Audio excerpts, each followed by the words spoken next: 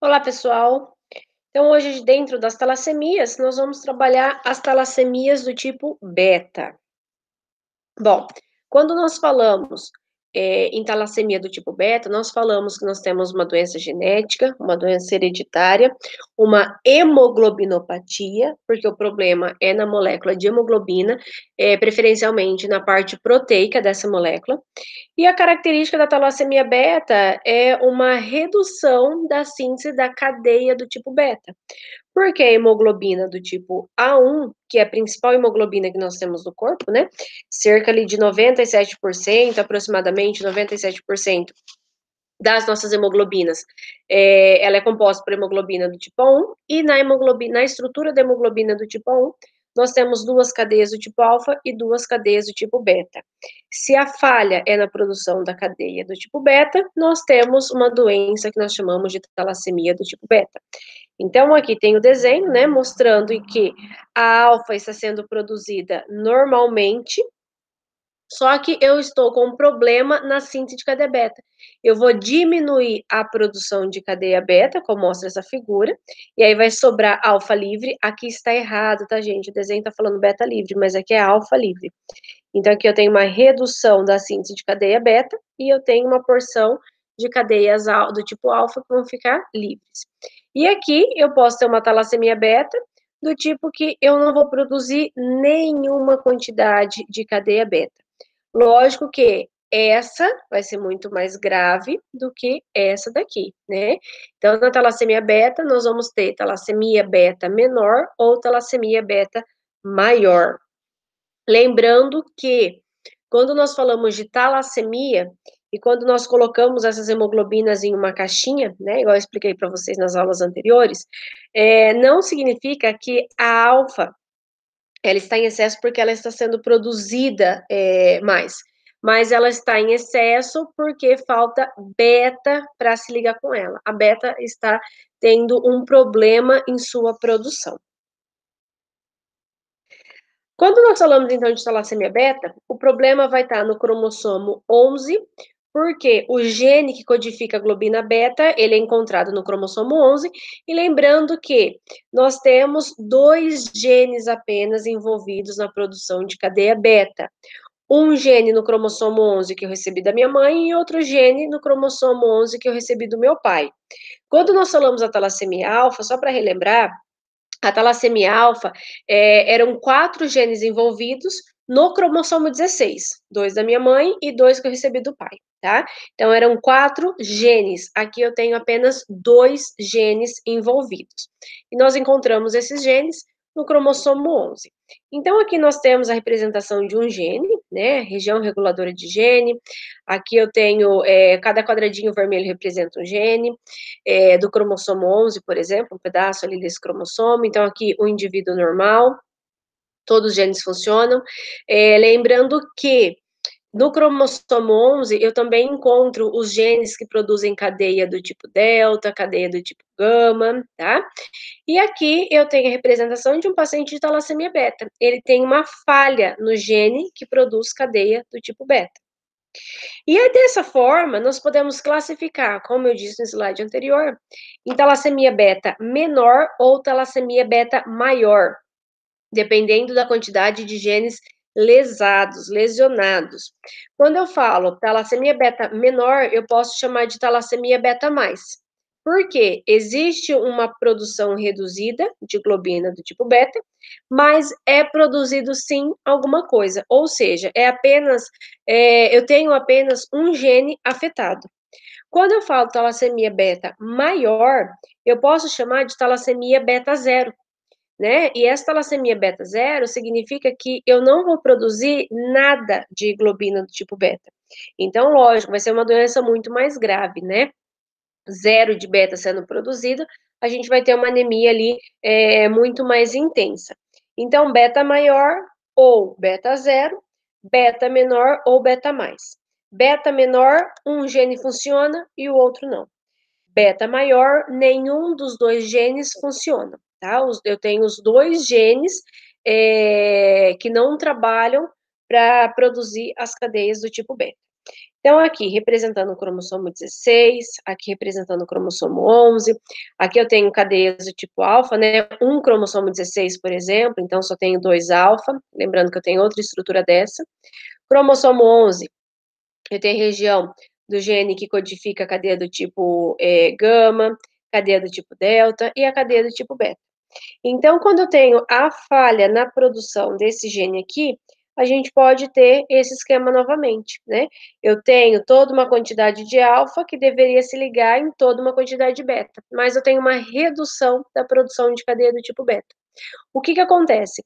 Essa alfa que fica livre, diferente da talassemia alfa, né? Que a beta, que ficava livre lá na alfa, elas se uniam. Aqui é um pouquinho diferente. A alfa livre, ela não vai formar um tetrâmero de alfa, não forma alfa 4. Ela precipita sozinha. O excesso de alfa leva uma precipitação dessas globinas do tipo alfa. O que é uma precipitação? A gente vai imaginar como se fosse assim. A globina, ela é uma proteína, né? E ela tem uma estrutura. Lembra que ela passa de uma estrutura primária para secundária, para terciária? E daí, quando ela se une 4 cadeias, eu tenho a quaternária. Então, vocês têm que lembrar também disso, que a gente comentou lá na produção da hemoglobina. Quando eu falo que essa globina, ela precipita, ela muda a formação dela, ela perde aquela formação de estrutura terciária. Então, é como se ela ficasse uma proteína sem forma, não é mais globular, é algo muito rígido. Essa rigidez, devido a essa precipitação, gera danos à membrana. Então, eu tenho lesões de membrana e, eu, consequentemente, uma destruição celular. Por que destruição celular? Toda vez que eu tenho lesão de membrana, o macrófago reconhece e remove essa célula da circulação. Então, eu começo a ter anemia. Só que a anemia na talassemia, ela sempre vai ser formada por 2 problemas. O de eu não conseguir produzir a quantidade suficiente de hemoglobina, como acontece aqui, como também eu começo a ter uma hemólise, né, uma destruição precoce dessas células. Característica da talassemia beta maior.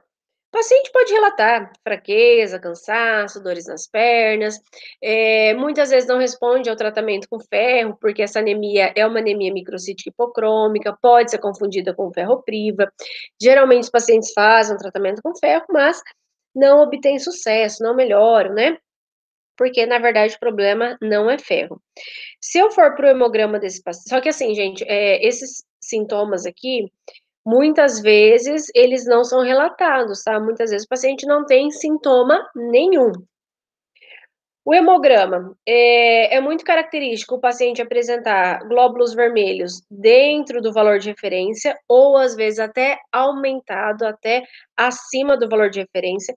É como se ele produzisse bastante hemácia para compensar.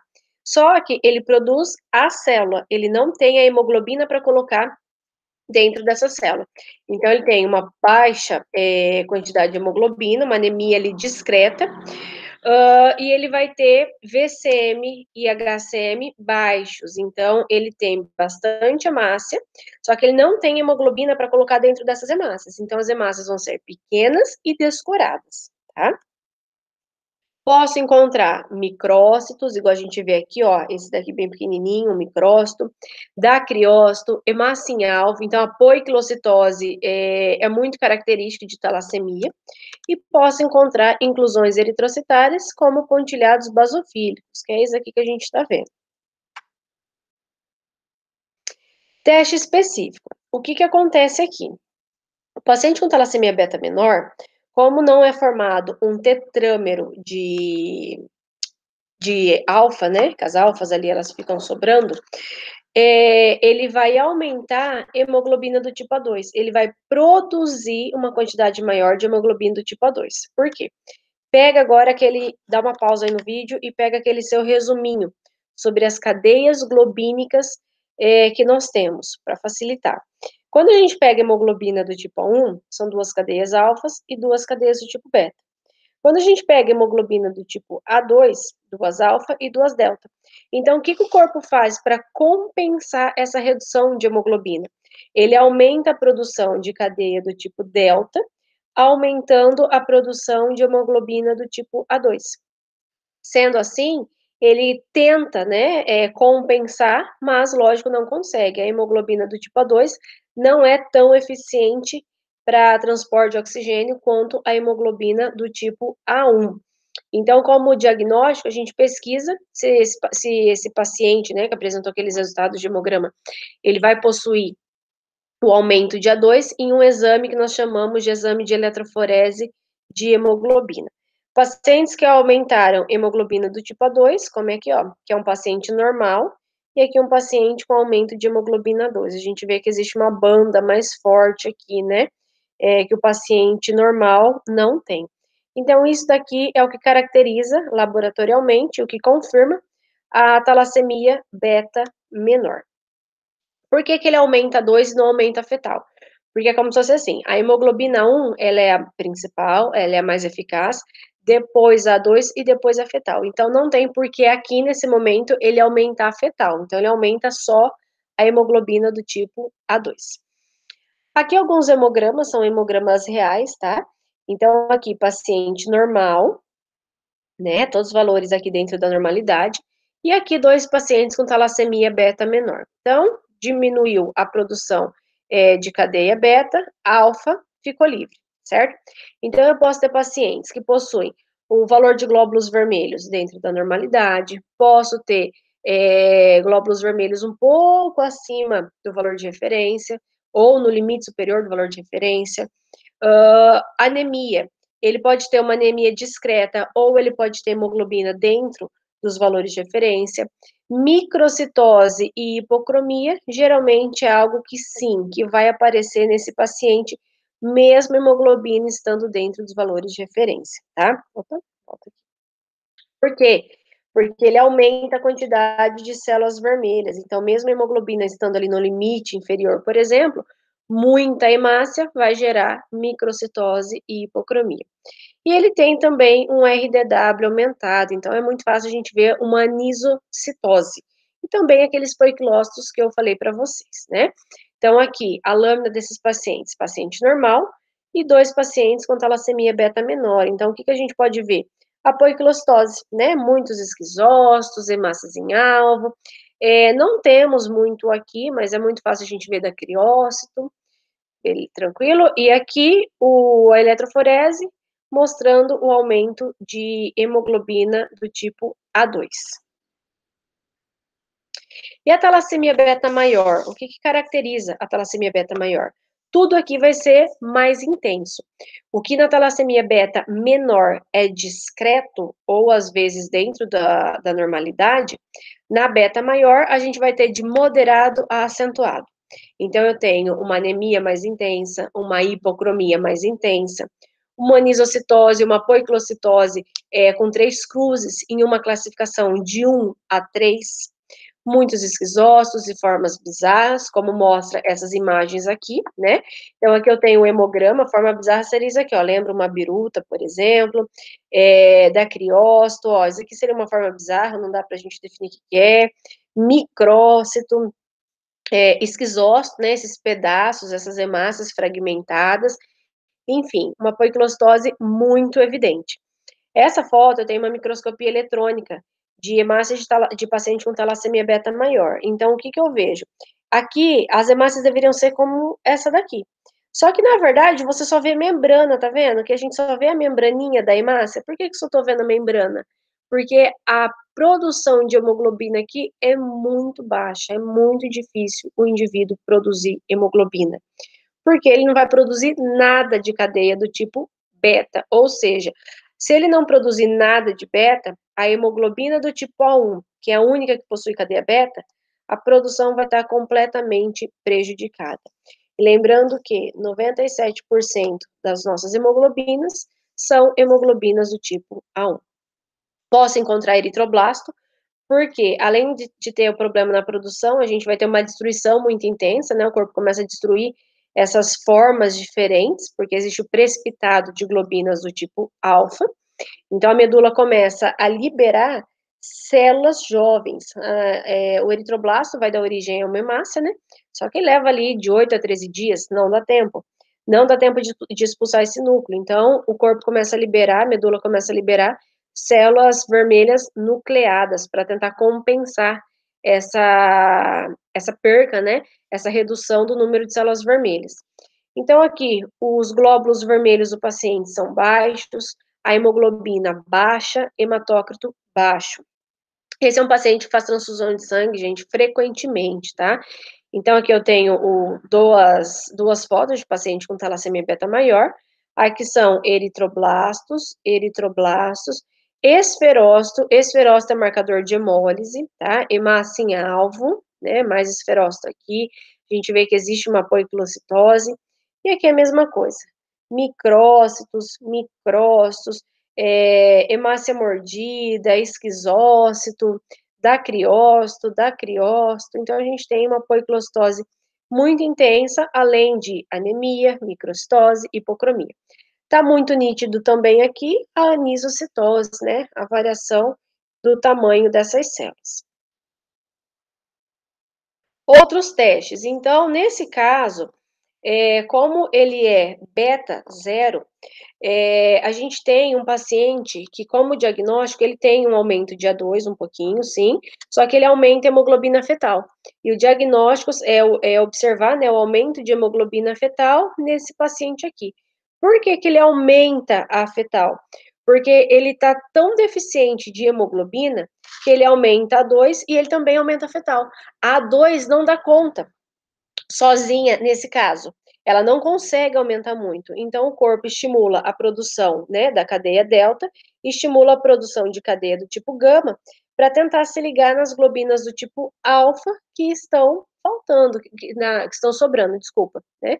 As globinas do tipo alfa que estão sobrando.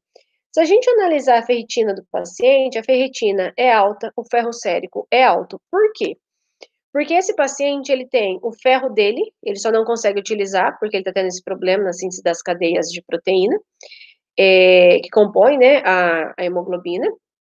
Esse paciente, ele tem uma absorção aumentada de ferro, o corpo tenta aumentar a absorção de ferro no intestino para tentar compensar, mas também não consegue. E ele faz transfusão regularmente, então ele tem aí o ferro que ele recebe dessas bolsas de sangue. Então é muito importante ficar atento aos exames de ferro desse paciente, monitorar isso, e provavelmente o paciente faz o uso de medicações como quelantes de ferro. Reticulócito, que são hemácias jovens, né? Sempre a ordem vai ser eritroblasto, reticulócito, hemácia. O reticulócito vai estar aumentado, eritroblasto a gente vê no exame de hemograma tradicional, reticulócito é um exame específico, e a gente pega o reticulócito desse paciente aumentado. Por que o reticulócito vai estar aumentado? Porque eu começo a liberar células jovens. Toda vez que eu tenho uma destruição de células vermelhas, consequentemente, eu vou aumentar a produção de células vermelhas. E como nem sempre eu consigo acelerar essa produção, mas acelerar a ponto de compensar, né? Mas o que está pronto, a medula já libera na corrente sanguínea para tentar compensar. É também observado nesse paciente o aumento de bilirrubina indireta. Por que a bilirrubina indireta ela aumenta? Justamente porque a talassemia é uma anemia hemolítica, nós temos, né, existem destruições de células vermelhas antes de 120 dias, e para lembrar, né, da bilirrubina, vocês precisam também retomar o conteúdo, para quem não lembra, sobre a destruição de células vermelhas, né, destruição de células vermelhas gera a formação de bilirrubina, então nós aumentamos a bilirrubina indireta do paciente com talassemia beta maior. E a medula óssea, se a gente for analisar a medula óssea desse paciente, nós vamos encontrar uma hiperplasia eritrocitária. O que seria isso? Um aumento de células vermelhas, um aumento da produção de células vermelhas para tentar compensar toda essa destruição provocada pela precipitação de cadeia alfa devido à síntese inexistente de cadeia beta. Vocês vão ver isso nas próximas imagens. Então, o que esse paciente sente? Será que ele tem só cansaço, fraqueza, né? Igual o paciente da talassemia beta menor? Não, aqui eu tenho sintomas clínicos muito intenso e muito grave. Então, a anemia é gravíssima desde o nascimento. Então, esse paciente já é um paciente que vai fazer transfusão sanguínea desde pequenininho, porque a hemoglobina dele está muito baixa. Então a oxigenação dos tecidos fica prejudicada. É nítido a deformação óssea, então a gente vê, por exemplo, nessa paciente, que esses ossos aqui, né, dessa região da face, eles estão mais alongados. Assim como essa paciente apresenta aqui, né, parece que a gengiva dela está mais inchada. O que está acontecendo aqui? Por que que ocorre essa deformidade óssea? Deixa eu só passar para cá, depois eu volto um pouquinho. Justamente devido a essa figura aqui, ó. Isso aqui é uma necrópsia de um crânio de um paciente com talassemia beta maior, onde que é muito fácil ver a expansão da medula óssea. Então, ó, deixa eu só pegar um ponteiro aqui. Aqui, vou pegar esse aqui. Se a gente pegar o crânio de um indivíduo normal, eu acho que esse ponteiro não vai dar, peraí. Uma de caneta, aqui. Ó, uma medula óssea de um paciente normal, aqui no crânio, ela teria mais ou menos essa espessura aqui, tá? Que eu fiz em vermelhinho, esse quadradinho que eu fiz em vermelho. Então, isso seria uma espessura normal de um paciente normal. Agora, o paciente de talassemia beta maior, o que que acontece? A medula óssea dele começa a acelerar a produção de novas células. Por quê? Porque está destruindo. E ela tenta compensar isso. Não necessariamente ela vai produzir mais hemoglobina, mas ela aumenta a produção da célula, tá? Como se assim, do saquinho que vai envolver a hemoglobina. Então, eu começo a expandir essa medula, esse osso ele vai ficar mais frágil, e eu aumento, ó, a medula óssea do paciente, ela tá daqui até basicamente aqui, né? Então, eu tenho um aumento do tecido hematopoético na tentativa de compensar a destruição. Mas, lógico, gente, não dá certo, né? Senão o paciente não teria todas essas consequências. Então, quando a gente pega a face, os ossos da face mais alongados, que é os ossos que é mais fácil a gente ver, é justamente devido a essa expansão de tecido hematopoético. Então, aqui, ó, tá muito fácil de ver, e aqui também tá muito fácil de ver. E isso é um sintoma clínico muito característico desses pacientes. Devido a essa expansão óssea, quem trabalha na parte de diagnóstico com imagem, que faz raio-x, esse paciente é fácil a gente ver essas projeções aqui, ó. No exame de raio-x, a gente não tem a imagem do cabelo. O cabelo não aparece na imagem do raio-x. Mas, nesse paciente, eu vejo como se fosse um cabelo, né? Aqui no crânio dele. Parece um monte de cabelinho. E o que que seria isso? Tudo isso daqui é projeção óssea, devido à expansão da medula óssea, devido à expansão do tecido hematopoético. Então, dá essa sensação de cabelo, né? Mas não é. É tudo projeção óssea, na tentativa de compensar a, a destruição de células, né? Então, eu aumento o osso, aumento a medula óssea, e dessa forma eu tento aumentar a produção de células vermelhas. Retardo no crescimento, então aqui eu tenho duas pessoas, ambos possuem 18 anos, paciente normal, e esse paciente aqui é um paciente de talassemia beta maior com 18 anos, tá? A gente vê que a estatura menor, né?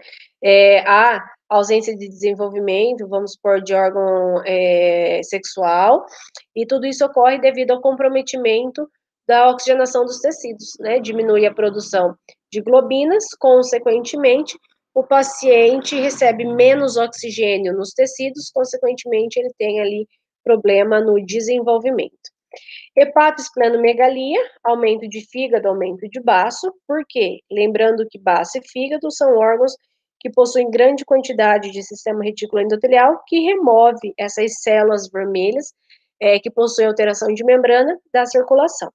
Então, aqui, ó, eu tenho a sinalização do baço do paciente, lógico, gente, que hoje em dia a gente tem ali é muito mais fácil, né, a parte de diagnóstico, a parte de acompanhamento médico, mas, então é muito difícil a gente ver um paciente nessa situação aqui.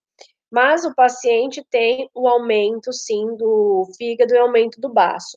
Como destrói muito, o órgão está trabalhando muito, ele aumenta de tamanho, né? Lembrando que isso está relacionado com a produção da bilirrubina, porque se eu vou destruir mais hemácias, eu vou aumentar a quantidade de bilirrubina. Febre e vômito, a febre, ela é justificada por essa alteração metabólica muito grande, uma destruição de células muito grande, então o corpo ele aumenta a temperatura. E o vômito, geralmente, fígado e baço, eles acabam aumentando e pressionando o estômago. E aqui eu deixo para vocês, eu quero muito que vocês façam a leitura, né? Ou dessa reportagem, ou tem o vídeo também. A gente comenta na aula ao vivo, né? Sobre isso, mas eu até já comentei com alguns. É um caso de transplante de medula óssea para cura de talassemia do tipo beta. Foi o primeiro caso da América Latina, foi feito no Brasil e é muito legal. E aí a gente discute isso na aula Meet. Deixo aqui para vocês os 3 sites que eu gosto bastante de usar para estudo de talassemia. Ciência News, que é da Academia de Ciências e Tecnologias, tem aulas aqui, talassemias e o da hemoglobinopatias. Se vocês entrarem nesse site aqui do meio das talassemias, tem um videozinho sobre talassemia do tipo beta. Eu também vou pedir para que vocês assistam esse videozinho, para a gente conseguir fixar o conteúdo.